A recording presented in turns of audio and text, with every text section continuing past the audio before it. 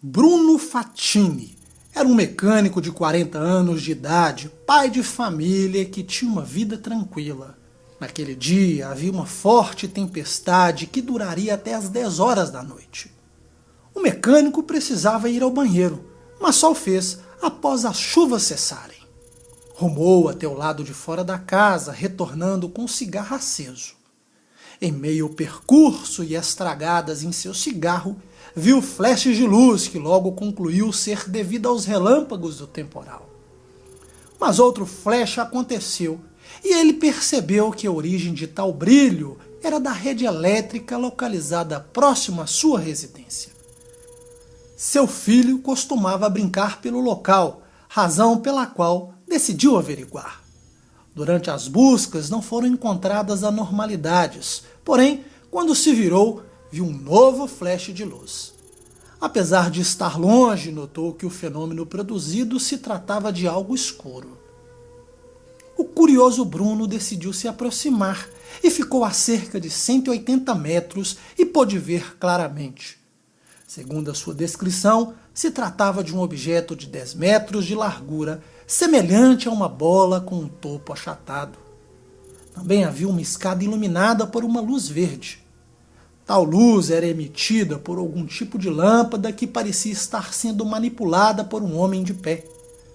O sujeito trajava uma espécie de roupa de mergulho composta por um capacete por onde saía um tubo flexível.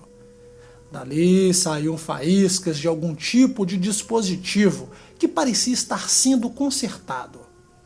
Diante da curiosidade, Bruno se aproximou ainda mais e pôde ver duas pessoas com aproximadamente 1,70 m de altura que trajavam a mesma vestimenta, porém movimentavam-se lentamente em torno do objeto. Esse traje parecia limitar os movimentos dos tripulantes, talvez devido a seu peso. Se valendo da escotilha aberta, Bruno observava alguns mostradores e cilindros no interior do objeto. Curiosamente, o tempo que esteve próximo ao aparelho, ele sentiu o ar muito quente, além de ouvir um zumbido constante no ouvido. Diante de tais fatos, ele concluiu que o objeto era um protótipo das Forças Armadas, provavelmente avariado pela tempestade. Como mecânico de bom coração, resolveu oferecer ajuda, mas ao pronunciar algumas palavras, a reação dos tripulantes não foi nada receptiva. Imediatamente, o trabalhador da fuselagem acenou para Bruno, gesto que foi interpretado como um convite para embarcar no objeto. Porém, durante o percurso, percebeu que algo não estava certo. O objeto passou a emitir um ruído como um enxame de abelhas. Abriu-se uma escada revelando tubos, cilindros e bitolas. Tal observação fez com que Bruno concluísse que os sujeitos não eram pilotos e à sua frente não estava um avião. Em pleno desespero, saiu correndo do local, mas quando virou a cabeça para trás, viu um dos tripulantes com as mãos levantadas, portando o aparelho no qual disparou um feixe de luz em sua direção. Novamente voltou a correr e em instantes sentiu como se seu corpo estivesse sendo cortado ao meio por um jato de ar comprimido. Ele foi arremessado por alguns metros, batendo a cabeça sobre uma pedra. Embora caído, se encontrava consciente e pôde observar os tripulantes retornarem ao aparelho e decolarem do objeto.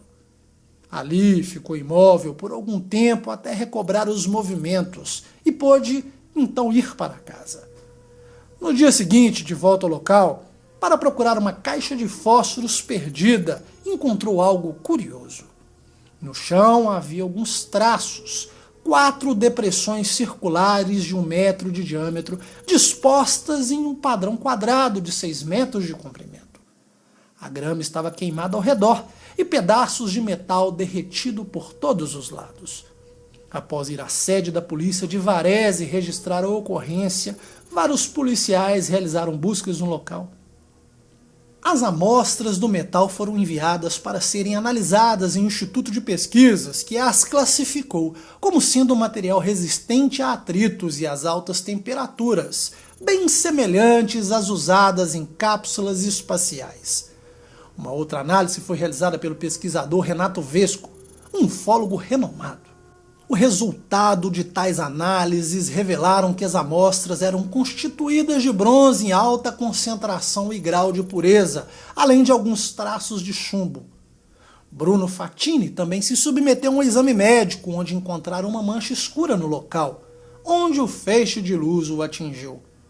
Tal mancha cresceu durante 30 dias, seguidas de muita dor. O caso Abbiate Guazzoni foi muito divulgado na época pelos jornais italianos e dali para o mundo.